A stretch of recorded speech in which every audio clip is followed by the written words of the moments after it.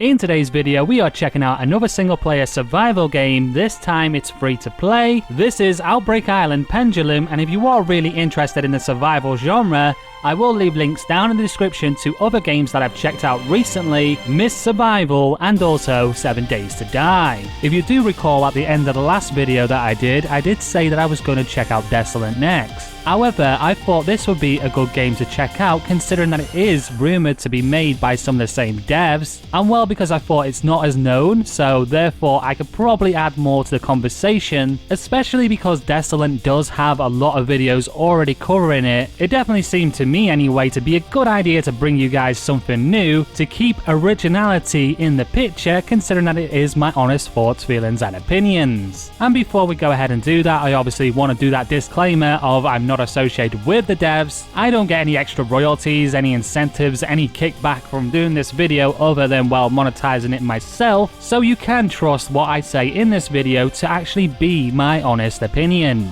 So the gameplay footage that you will be watching for the duration of this video will be about an hour or so worth of gameplay. This is from my first time playing the game. Overall, it took me around about maybe 4 hours to actually get through everything, to explore all the locations. This isn't a big game at the minute. For the average person wanting to jump into this game, however, I think you can do it a lot faster. You can see all those locations a lot faster than I did. Well, because I spent a little extra time, obviously, in the game to do this review. And I do believe that it is important to point out right now that this seems like a bit of a demonstration of what the game can be. This is an incomplete game. There are moments where you won't find much going on in the open world. It seems more like an alpha that is a little bit more polished in the starting areas and quite barren and incomplete in other places, especially when you do continue on. And because the vehicle portion of the game is not done yet, it is a little bit of a walking simulator. Most of the time that you do spend in the game is not actually fighting enemies or even trying to survive. It's more just getting from place A to B. This game offers a linear structure in comparison to other survival games that we checked out recently, giving the player locations to visit, areas to clear by destroying satellites, and minor crafting elements that you can actually do on the workbench or on your person. There doesn't seem to be that good of a range of stuff that you can actually craft in this game, and because of that, the crafting system does come off rather shallow. There isn't much depth to it, and hopefully in the future that will change and more items will be added, as the best items that you will find in the game is actually out in the open world, which is honestly just the guns at the minute. Like I said, this game is more of a demonstration and is incomplete in areas, and that does unfortunately also echo out to the overall progression of the game, with that element just being tied into the orders that the game gives you. Unfortunately, and I wasn't expecting it, but this might be relevant to people that actually search it out, there is no achievement system in this game, and in all honesty, I don't think there's any extended playtime value in this game once you complete everything that the game wants you to do. Okay, so moving on now to the good and the bad. What I want to do first is talk about the good. There is only a few points about this game really that I consider to be good. That might be a little bit of a spoiler, so sorry about that. There is more outweighing bad in this game. Unfortunately, I was expecting to find something a little bit more, well, in depth, a little bit more. So the first good note is definitely the visual style of the game. I think this game has a lot of atmosphere in places and honestly looks really good. It does look like a nice game. The graphic fidelity of the game presents itself as a new title. Also, on that note, I found that the optimization and performance on the game was really good. The world isn't the biggest that I've seen. There are parts of the map that are actually like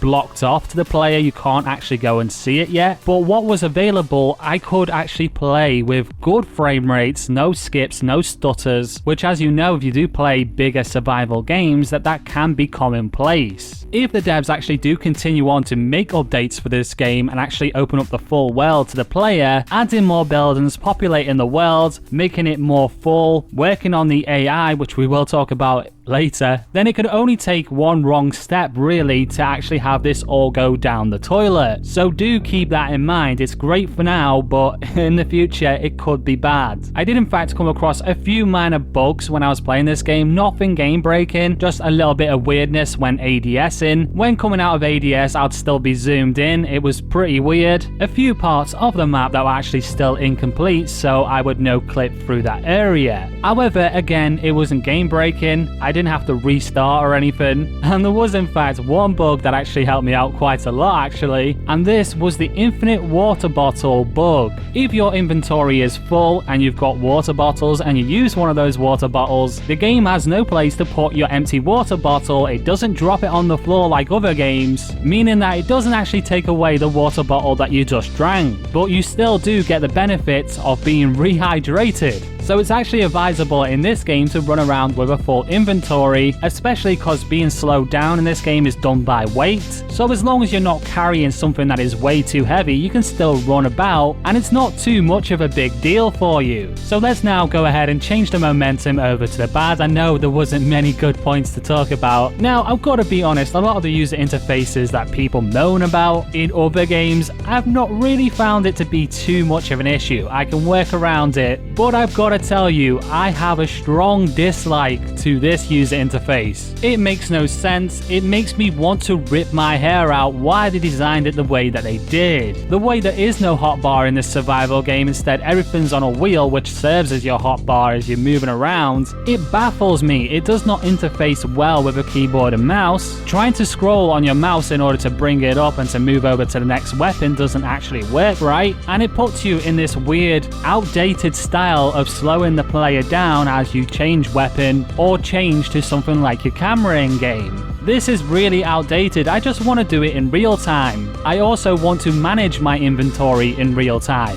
The word I'm looking for is just unnecessary. It feels like a menu within a menu just to do something as simple as switch a weapon, when it should just be that simple. You should just press a button and be able to switch to what you want. The UI and the problems don't just stop there though. The management of the inventory is terrible. To craft some of the items that the game wants you to, you have to drop quite a lot of stuff in your inventory because there just isn't enough space. Saying if you've got 5 pieces of wood that's slowing you down and you want to just throw away the whole stack, to drop all 5 you have to actually click 5 times in order to do that. Why in the build that I was playing there was no function to drop an entire stack of items, I do not know. So you wrestle with the user interface, you wrestle with your own inventory, and you think to yourself, well, at least I can go and fight some baddies and take out my frustration. So you only come across the worst programmed AI. You cannot win. You cannot win in this game. The way to win in the game is to not play it, I think. The AI are about the dumbest that I've seen in a very long time. Even some games that I bought for 39p on Steam have actually been a lot better than this. At least they've got some kind of program for verticality, because all it takes to beat and to farm actually resources from these AI is to stand on something a little bit higher than they are. It doesn't have to actually be that high too. It can just be, I don't know, a box or something. They won't even try to hit you even when you're standing on top of a post. Not to mention they are very bugged, they glitch out, they get stuck in places.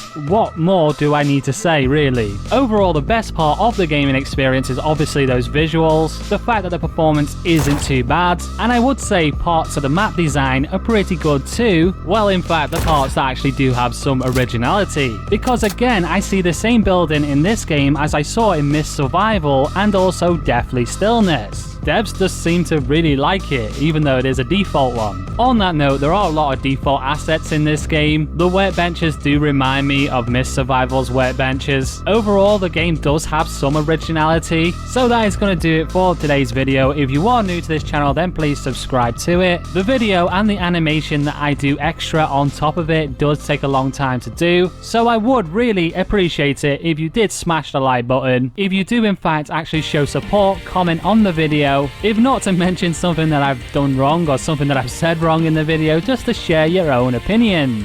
Maybe you do have a point of view that is something to consider for anyone interested in actually playing the game. Anyway, with that said, I have been Tech from Tech Evolved, and I will see you in the next video. Thanks for watching.